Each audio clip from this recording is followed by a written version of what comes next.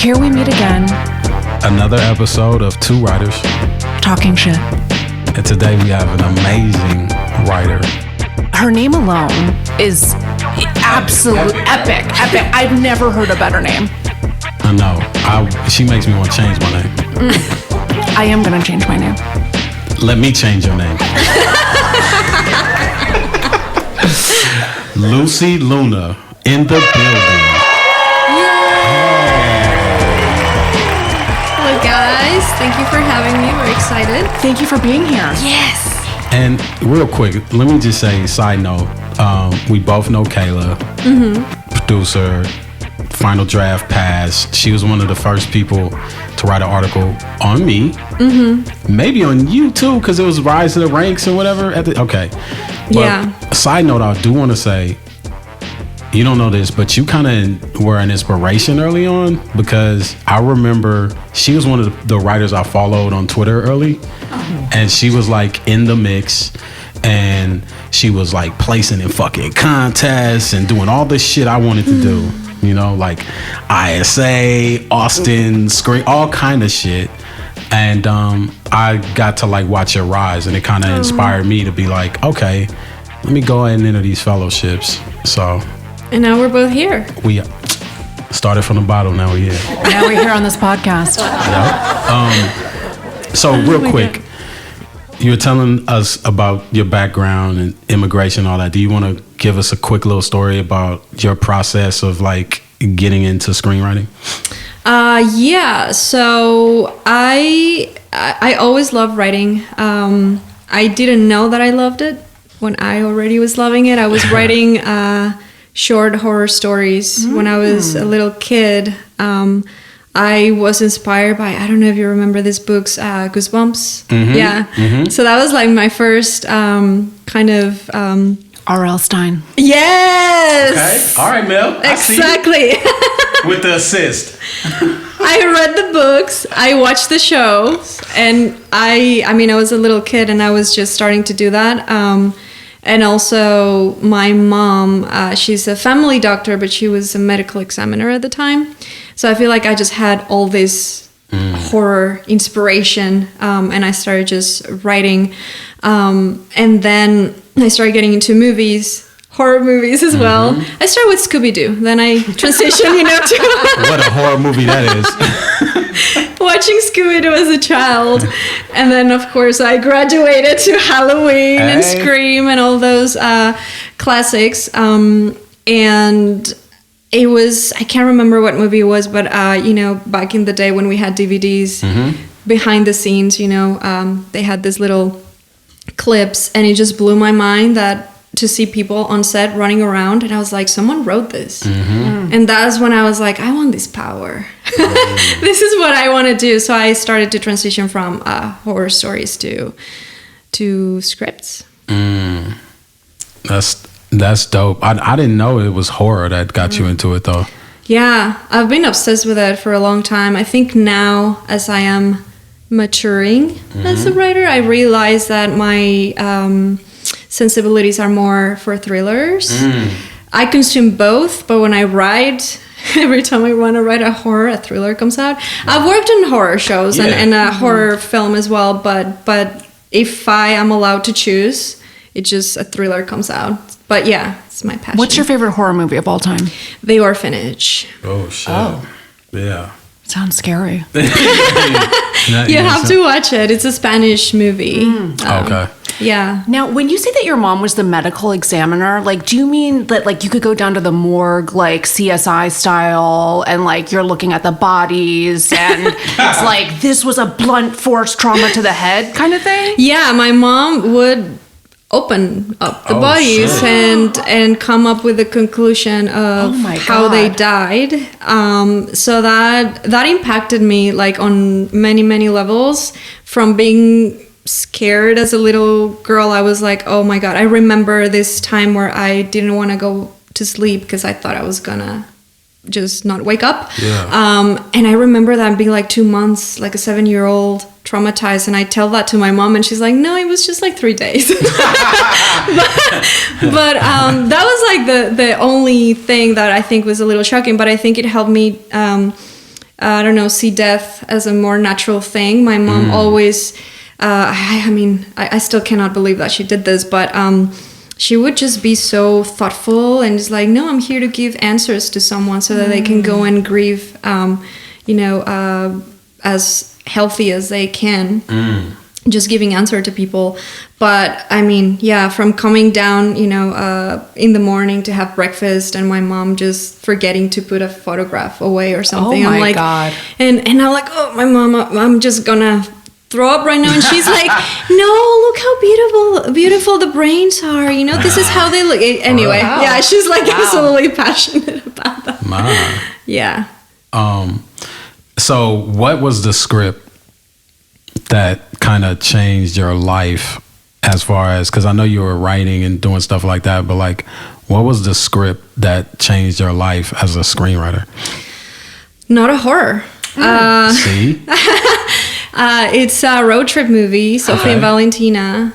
It's the script that placed in all of those contests and fellowships that you were mentioning. And yeah, it's just a friendship, road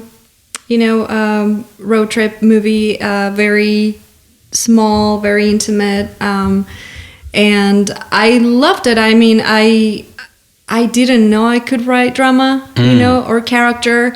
And up to this day, my reps still send that sample out. Wow. It actually got me a horror job. Love it. Because a rewrite that the producers were like, well, now we need to work on character. All the scares are there, all the structure is there, but the character needs a little bit of work. And that sample actually got me the job, which is pretty funny if you think about it. Nah. Yeah. But it makes sense though, because I think some of the best horror films, you have to like care for the characters. You know what I mean? Like even in Shining, which is one of my favorite ones. Yes.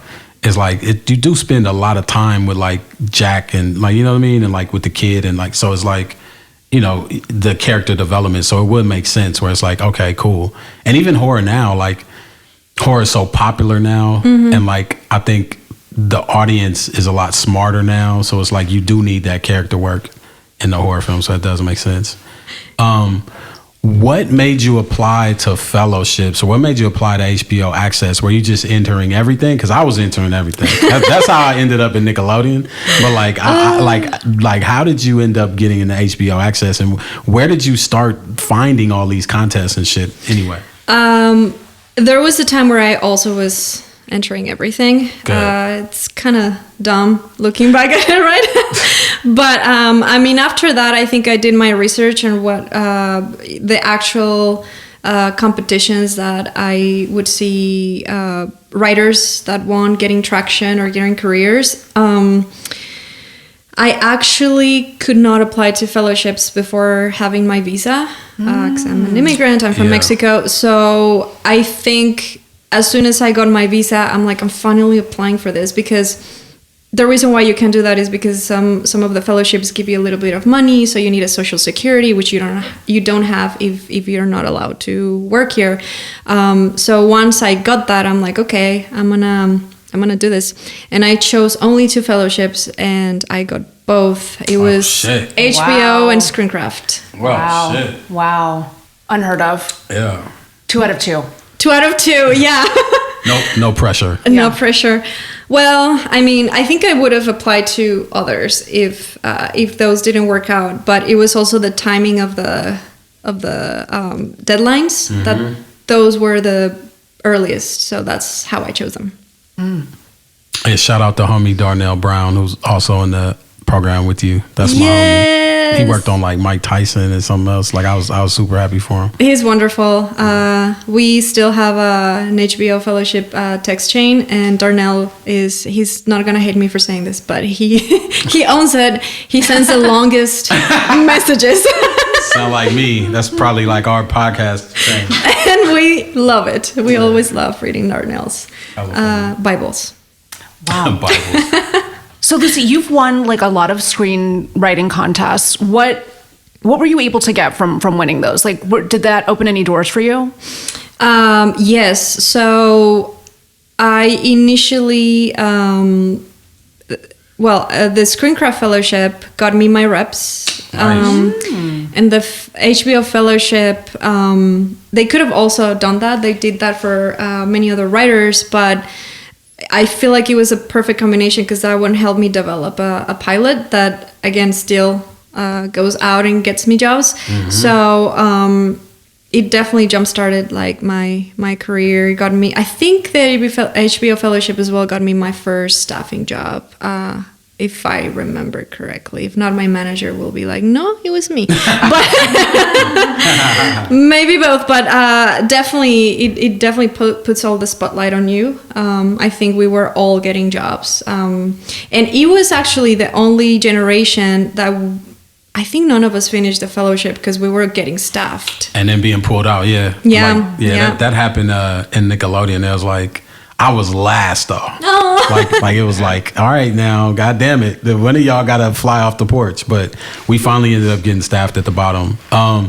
What did you learn from the HBO fellowship? Because I do believe that like the fastest way to get staffed for a new writer is through a fellowship. So you're also an example of that. But like, how was the process and what did you learn from the HBO fellowship?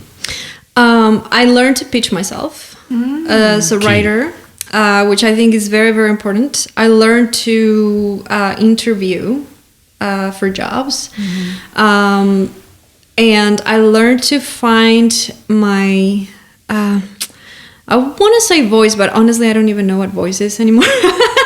So, like, I guess being more in touch with my sensibilities. We had a great director of the program, Kelly Edwards, and she really pushed us to go deeper. It's like, okay, why do you want to write that? Don't love that reason. Can you go deeper? Can you go deeper? Can you go deeper? Yeah. So that's what she said.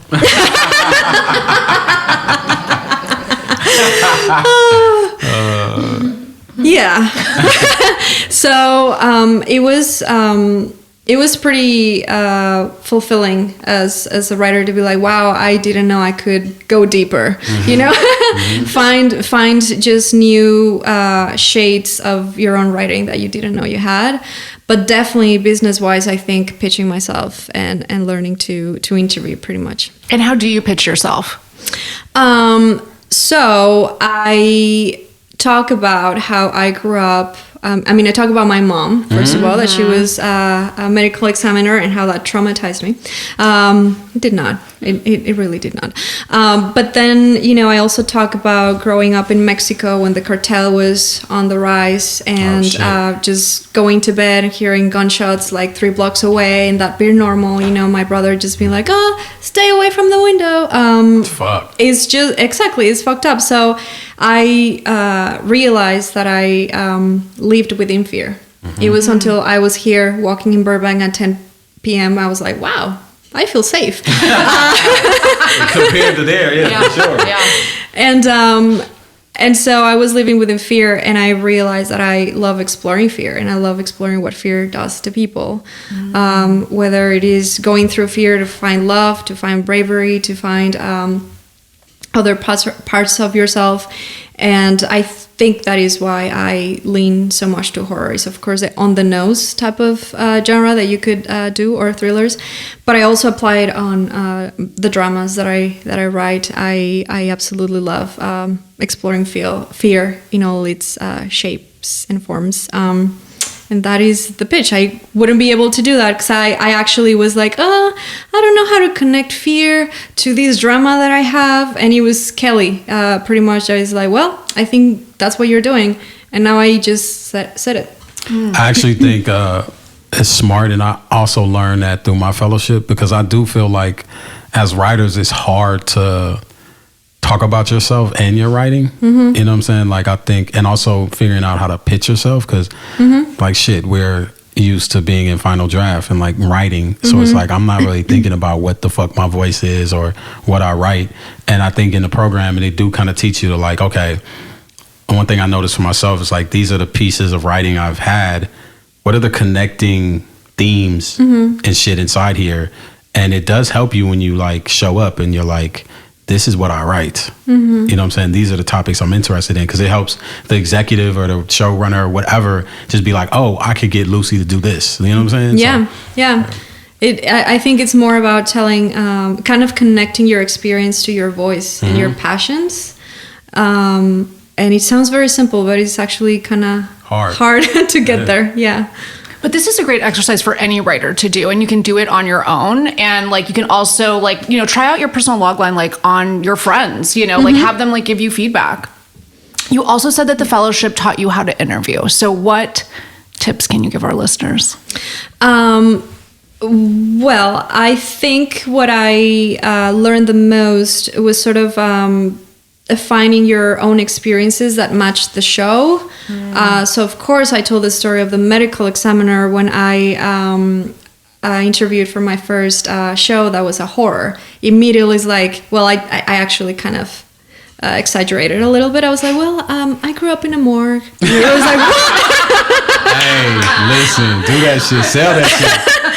You do what you gotta do. So I of course didn't grow up, you know, there, but I was around there. So I at least make people laugh, but it also intrigues them. And it's like, okay, hang on, did you actually, you know? So that of course got me that job. And then when I interviewed for All Rise, that is more court drama, I started talking about my immigration experience and how, you know, the legalities, and so sort of like how that world also kind of like it's four walls and you kind of try to navigate through it. So yeah, it's sort of like, of course you're not going to have every experience in the world, but I think we all have gone through breakups, you know, I don't know, someone has died, we aspire to be something, we probably didn't grow up with a dad, or parents got divorced, or like just finding that a specific story. Of course, I'm saying in a very vague way, but if there's something specific about that breakup or about that divorce, I think if you know, you study the show that you're going to interview for, and you kind of like link it, find a way to link it. Also, correct me if I'm wrong, but you had a manager, then you got rid of a manager, then you got another manager, right?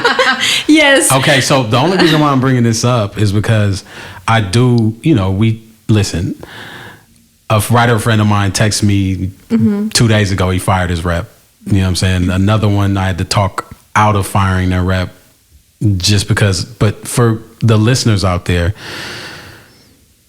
you made that change. What advice do you have for somebody out there who has a rep, but they are thinking about leaving their rep and they're scared because they feel like they'll never be repped again? Like even Sean, who was on our podcast, I remember I had to tell him, I was like, bro, you're going to get another rep. Like he was placing in contests. Like it's this fear though, that we fight so hard for this rep. Mel had changed the manager before. So can you just tell us about your experience without, you know, we don't have to throw nobody under the bus or under the morgue. Sending it to the morgue. Yeah, of course. Yeah, I mean, yeah, getting rid sounds harsh. I think it's like every relationship. Some relationships just need to end, or they're just not meant to be, and that is not anyone's fault. Sometimes it is, but usually, you know, it's just not connecting or clicking. I believe to trust in your instinct. If you're just not feeling it, then you're probably right. Every time I've talked to a writer that are thinking about switching reps and they tell me their concerns, I'm like, that's not you just thinking about it. It's actually very legit and you should change reps. I think the way to do it, well, the way I did it was trying to provide feedback. This is what what isn't working for me, and then you see how they respond, and their response I think is what will make you decide whether to keep them or not. Facts. Because I've heard of a couple of reps that actually take the note. It's like, oh, I just didn't know that's what you needed, and that is actually a lesson for us to actually speak up and share like in any relationship, what our needs are. But then there's some times that they just don't adjust, or it's just not a good fit, or whatever the case may be, and then you just let them go. It's like, okay, well, let's part ways. Nothing personal. It's just I need something different. Yeah. Did you do it through an email or over the phone? I did it in person. Oh shit! Okay, classy. Wow. Classy. Class act. Yeah. Lucy Luna. No, I mean, there is so much correlation between your relationship with your reps and like your personal relationship, like dating. And it's like, I think it's a really good way to look at it, right? Because it's like sometimes you do get afraid to leave a relationship because you're like, no one else is going to want me. Yeah. And also I think it's a little bit unrealistic to think, oh, okay, the first rep I have, I'm gonna have this rep for the entirety of my career, right? Like some people do. It's the same way some people like marry their high school sweetheart and like they stay married and like they're really happy, but it's like that just doesn't happen for everyone. I agree. I think for me, I definitely had that instinct of like, oh, this is not working for me, but I didn't know if I was like, maybe I'm being a diva, maybe I'm asking too much. And then when I realized, it was when I actually was in the HBO Fellowship that I saw everybody else and I got feedback and it was like, no, actually, you should probably leave. Then I was like, well, but I don't have momentum. Nobody's gonna want me. She was the only one that really wanted me. So those thoughts are, of course, in our minds, and I think there's also a lot of writers that say yes because of that reason. Like, well, nobody else wants me. I guess I'll say yes and see how that goes. And I don't think that ends very well in most cases. I agree, and that brings us to Haley. Yes, who has been on the podcast. Amazing episode. So how did you meet? How did y'all meet? I have the best reps in the world, and I hope they're listening. Go ahead, shout them out. I am very, very honest about it, and I know that a lot of writers are like, well, I don't know how I feel about them. I am like, yo, I have the best reps. So Screencraft introduced me to Kaylee Marsh. She's my manager. And they asked me if I had a list of potential reps or companies, and I was like, well, I can put that together, but I think I want Kaylee Marsh. I did my research, and I'm like, wow, she's badass. So, does she have a list? Yeah, she created the blood list. Yeah, the blood list. Shout out to her. Like, if I wrote horror, I would have been trying to get on that goddamn list. Yeah, she's so badass. She's very assertive.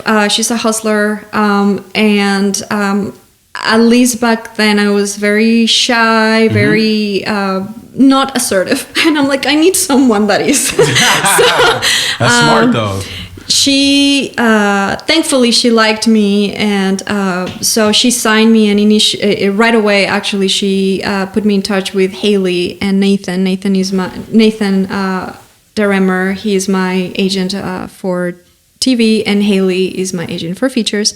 Nice. And she actually came to the meeting, which I didn't know. that was something that managers do. But she was just so invested. She came to the meeting, and I just saw them interact, and I was like, wow, they get along. I think I want that. I really liked Haley and Nathan, but I also liked how my manager interacted with them. I think they shared a couple of clients already, and I'm like, I want that. If they're not talking to me all the time, I know that they're gonna be getting along and talking to each other. So that's kind of how we went with them, and they're all great. That's dope. Do you have any advice as far as like what are maybe like 3 or 4 things or questions writers should ask if they're having a meeting with a manager for the first time? That is a good question. I don't even remember what I asked them. I was very nervous. Well, number one, it's okay to be nervous. But yeah, no, I mean, it's totally okay to be nervous. I also didn't know what to expect, and they had like such different personalities, and it was like me reading the room and observing a lot. But I think if it was today, I would ask them what they're looking for in a client, how much are they expecting me to be writing Because honestly, everyone has different answers. Some are like, I want you to be writing all the time. And then I have heard of other stories that are like, no, actually I have enough, because it depends on quality as well. I would ask them, and I think I did ask them about their communication style, because that would drive me nuts initially. Like, am I emailing? Am I emailing too much? Can I call? Like, I think even recently my agent was like, Lucy, you can call me. Because I was like, hey, can we hop on a call to discuss this? And he's like, you can just call me. I am too much. But yeah, I think communication style, I also ask them how many clients they have, I think, because I'm just curious about the bandwidth. I think, agents have way more clients than managers do. And yeah, I think that's pretty much. Yeah, that's a good one. Yeah. I don't know if that was 4, but. Lucy, you're really beautiful. We love so beautiful nice. people here at Two Writers Thank Talking you. Shit. Have you done things in front of the camera? No. Oh. I've had headshots for.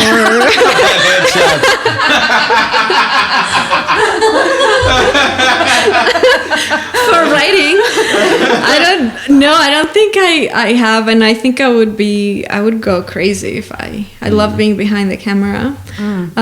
Pictures I may enjoy, but even that, when someone is taking a picture, I'm like, She's doing a cute little pose for our listeners who can't see. We'll get a picture of that for sure. Now, you worked on 2-sentence horror stories. I'm rubbing my thigh right now. I don't know why. Saeed and I have to share a microphone right now, and so the configuration's just off, and I just found myself touching my own thigh. Okay. you go, girl.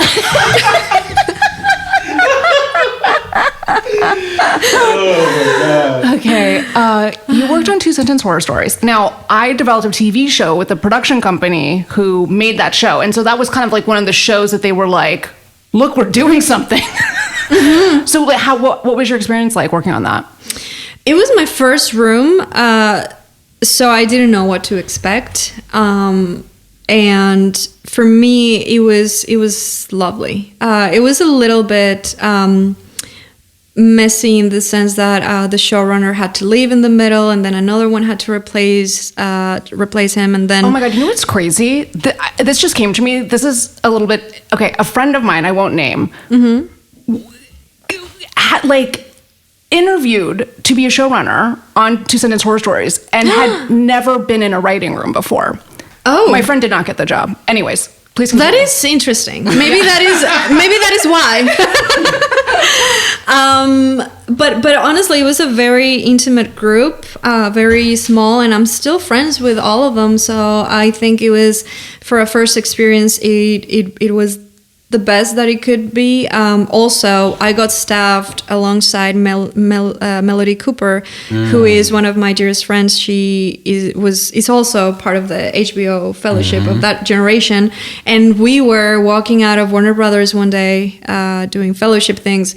And we were like, imagine if we could, get our first job together. And we did. So it was great because we could talk to each other. Am I talking too much? Am I talking too little? What can I do better? So it was wonderful. Probably it wasn't, but I remember it being really, really beautiful. How was the interview process? So, did you get this through the fellowship? No, now I'm thinking no. Okay. So you got this outside of the fellowship. Did you have to meet the showrunner? Yes. Okay. Could you let the audience know about what that was like? I mean, obviously you were nervous. Yeah. I don't think I was that nervous. Okay. For that one. Oh, shit. I was very nervous for my reps. Well, shit, I was nervous. I don't know. I mean, I was just too excited. Okay. And also, again, HBO does really heavy work. We all cried during our first week. That's how intense the emotional work was. It was huge because it was before the pandemic. So it was in person. Holy shit. So I had to go to an office, and it was like a meeting room, and it was like a bunch of producers and the showrunner. It was not just the showrunner, so it was like 5 people or so. Really? Yeah. Holy shit. Wow. Yeah, and I mean, back then TV was moving crazy. Now it doesn't anymore. Yeah, we'll talk about that. But yeah, it was like, okay, you have a meeting tomorrow, and then Oh shit, you got 1 day notice? yeah, you have like the That's interview kinda how it tomorrow. goes, though. Yeah. Yeah, that's kind of how it was for me too. Yeah. Okay. Damn. And then after the interview, I think it was the next day or 2 days later, it's like, okay, you got an offer. And oh, by the way, you start next week. It was... That's how that shit goes. Yeah. Yeah. I had a day job back then, so it was very stressful to be like, oh, I'm leaving, guys. Well, how was that? Because I want to talk about this too. Because like I had quit. So it was during COVID. And so I took a job online, very nice job, working for a company where I would search out Black-owned record stores around the nation. Unfortunately, there was only like 6, so it wasn't a lot of work. But what I'm saying is that like I remember they had no idea I fucking wrote television. Like I mean, when I say none, it would be like you telling me you're an astronaut. Like you know what I'm saying on the low. But I remember Or the high. Mel, we love Mel. But what I remember that I was like, how the fuck do I explain to them that like I'm about to quit because I'm in a writing Nickelodeon fellowship? Like they're gonna think I'm fucking insane.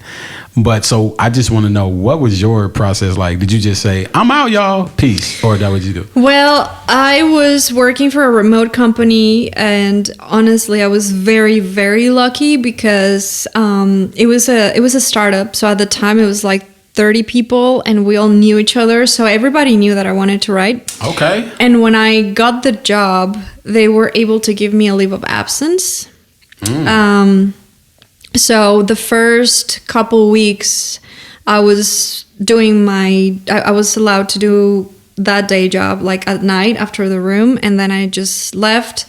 And then when I came back, it was the pandemic had started, and then I got my second room like within a couple months or so. Oh, shit. And at that time, I was like, yeah, I think I have to leave. I can't keep doing this to you guys. And so they you were tried like, to yeah. juggle? Oh, so you actually took time off from the... Yeah, it was just a leave of absence for because my first room was just like 3 months or so.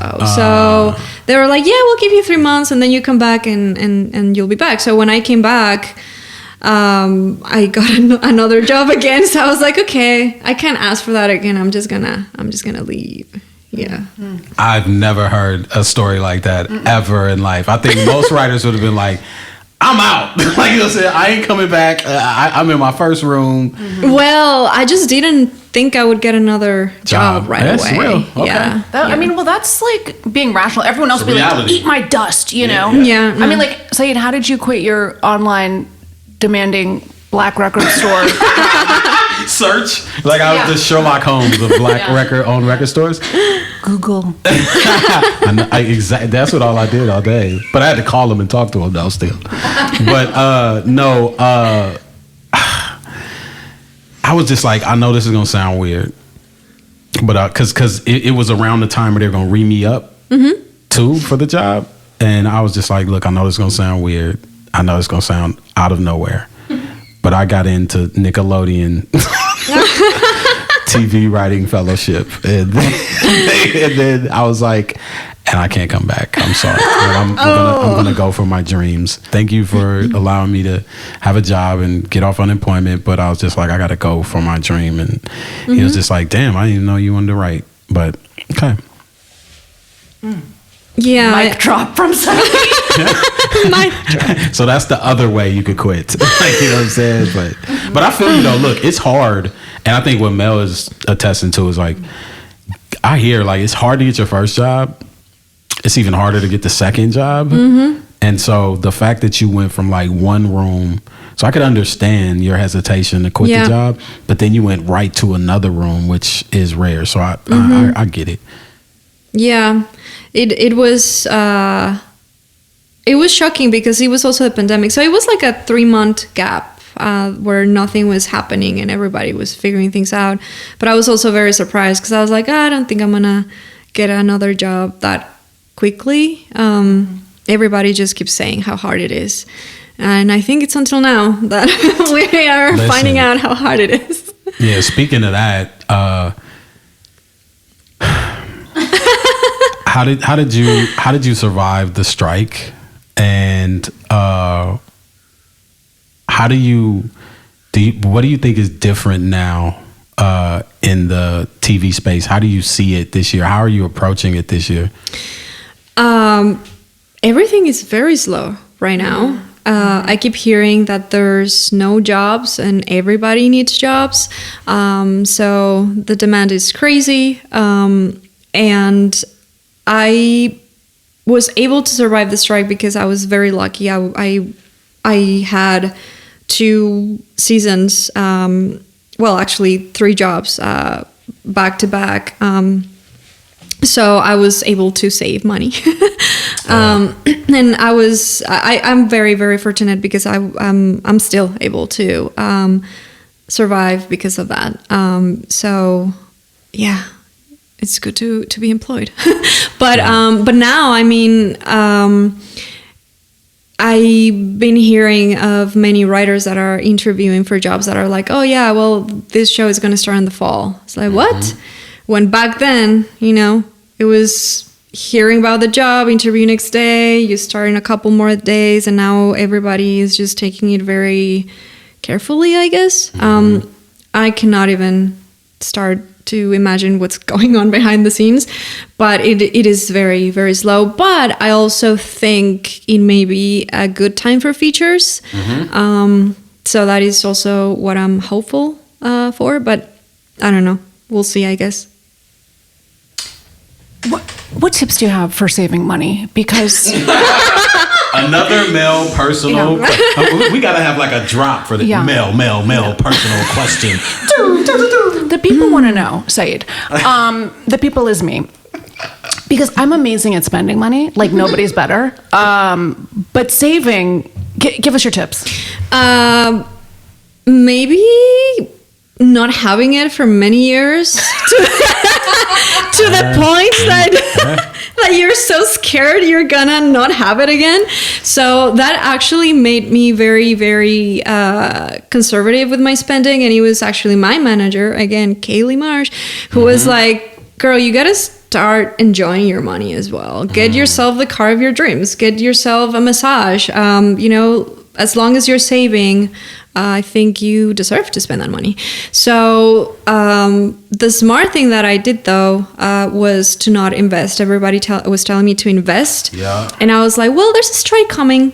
Let me see how that goes. I may need this money. So let me see how that goes. And then if it ends on time or whatever, I'll put all of it on my, investments. But I didn't. And I'm grateful because otherwise I would be absolutely dead right now. Listen, I was going to buy a Tesla, Mel, no. Like I was going to go to the lot. And then I knew that strike was coming. I made the wise choice. Man, just hop in that Uber a little bit longer. Yeah, man. Yeah. You know what I mean? And then, I'll get the Tesla after this dust settles. Yeah, you will. You will. Yeah, we'll go on drives. Yeah, we'll go on Tesla drives. Automated. I won't drive. It'll be pilot. It'll be automated pilot. I don't ever want to drive again. I'm so scared of that. But. No.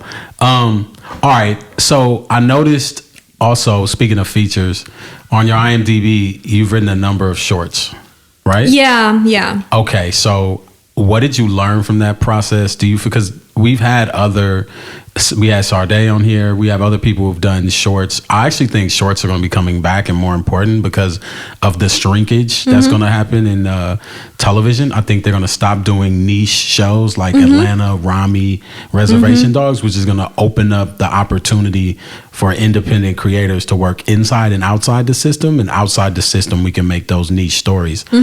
So what did you learn from doing shorts, and how has it helped you?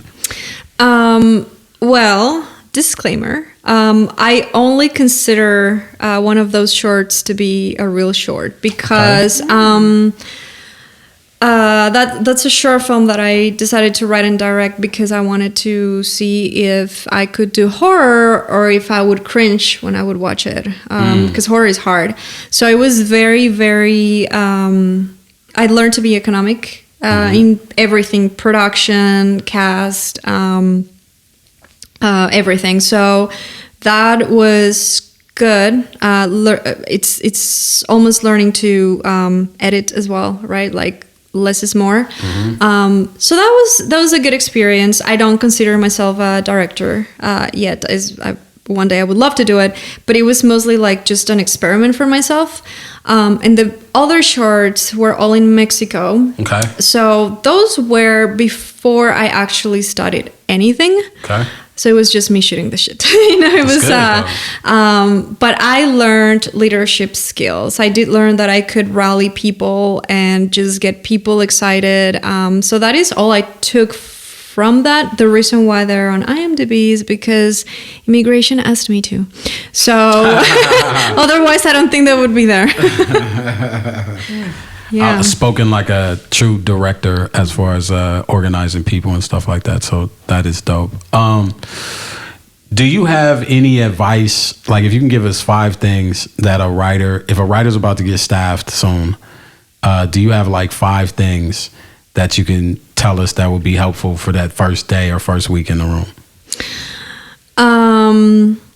Okay. So don't be afraid to ask your showrunner how they work. Nice. A lot of writers, including myself, I was just trying to figure out the room before it actually occurred to me that I was like, hey, how do you run the room? You know, like, can I have a meeting with you? I just want to know how you work. That would have cut a lot of my anxiety of the first 2 weeks. Second, it's okay to just listen. I don't think anybody expects, especially a staff writer, to be doing too much on the first couple weeks, even the first, couple weeks to a month. Everybody is aware that you don't know anything yet. Third, you probably are not just a staff writer.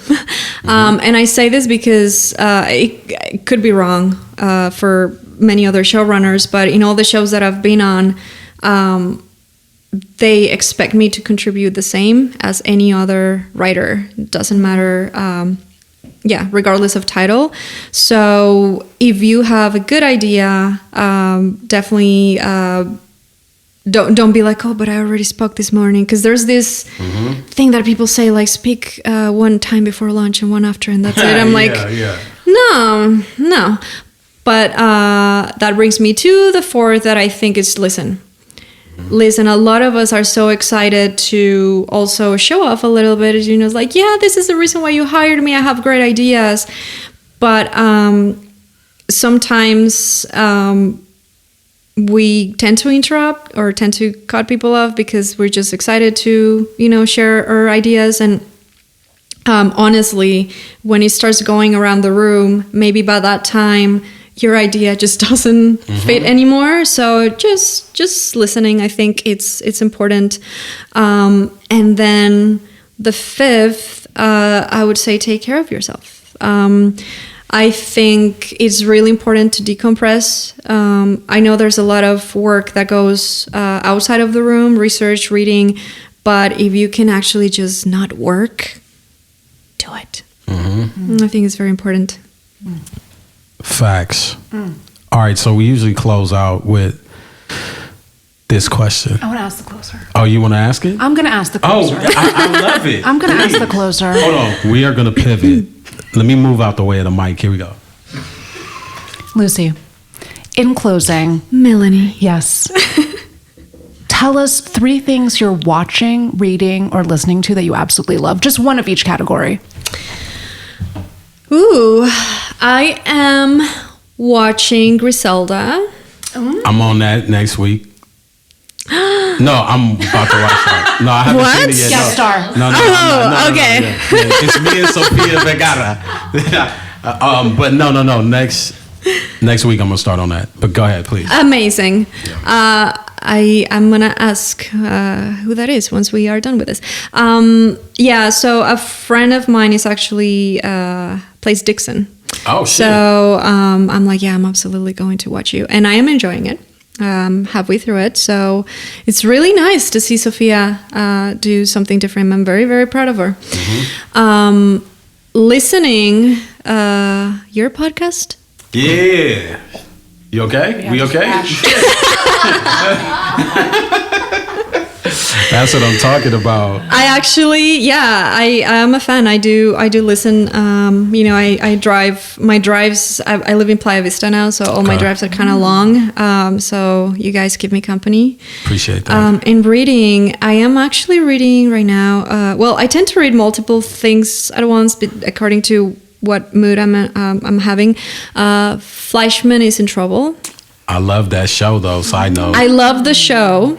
How is the book? And it's pretty close to the show. I was like, I actually want to, because it's very poetic. That show was, I don't know, it was so refreshing. Shit was crazy. So good. So simple at the same time, right? I'm not going to spoil it, but people should watch it. It's just about relationships and aging, and everything is so relatable, but it's very poetic. So I really wanted to see how that was playing out on the page, and I'm loving it too. Really good. I might take that up. Yeah. Well, thank you.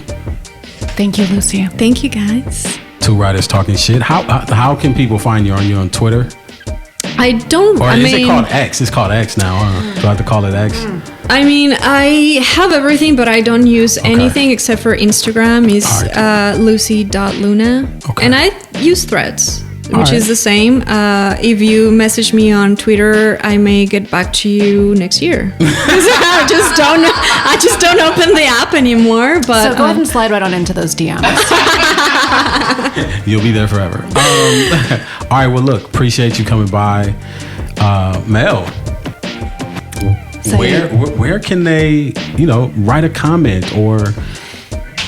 Listeners, you need to get into these comments. You need to be rating us 5 stars. You need to be leaving us an incredible review. It's so easy to do. You can do it on your Spotify. You can do it on your Apple Podcast. You can even do it on YouTube. However, we prefer Spotify or Apple Podcasts. Yeah, and look, I love the DMs, but please, you can DM me, but then write that same wonderful DM in the comments. Don't be shy. And who knows? I might even next episode we'll shout out your comments and shout you out. We're gonna read the best ones out. Yes. So please comment. Two Writers Talking Shit. Another amazing episode. See you next time. Peace. Two Writers Talking Shit is an original podcast created by Melanie Mars and Saeed Crumpler. Our producer is Kayla Guest. Our audio engineer is T. Kelly. Listen to us on Apple Podcasts, Spotify, Google Podcasts, or wherever you damn well please. All we ask is that you subscribe, rate us 5 stars, and give us a glowing review. If you're not going to give us 5 stars or any glowing reviews, then why even log on? Save your rants for an open mic. If you have any questions for us, and I do mean any, you can email us at twowriterstalkingshit@gmail.com. That's the number 2, and then writerstalkingshit@gmail.com. See you next episode. Bye.